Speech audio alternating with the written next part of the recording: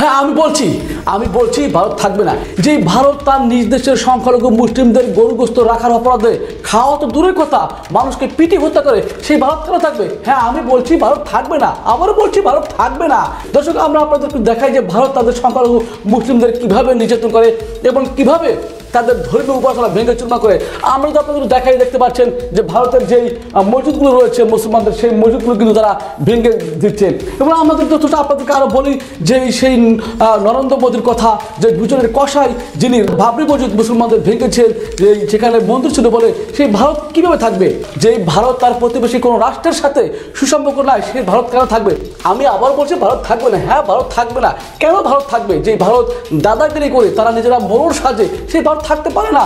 যে ভারত তার প্রতিবেশী কোনো রাষ্ট্রের সাথে সুসম্পর্ক দূরের কথা, তাদের যেই পররাষ্ট্রনৈতিক কূটনৈতিক বিষয় সেগুলো তারা মেনে চলছে না, তাহলে ভারত কেন থাকবে? আমি বলছি ভারত থাকবে না। হ্যাঁ আবার বলছি ভারত থাকবে না। ভারত থাকবে না এই কারণেই গাজাত হিন্দের মাধ্যমে ভারত টুকরো হবে ইনশাআল্লাহ।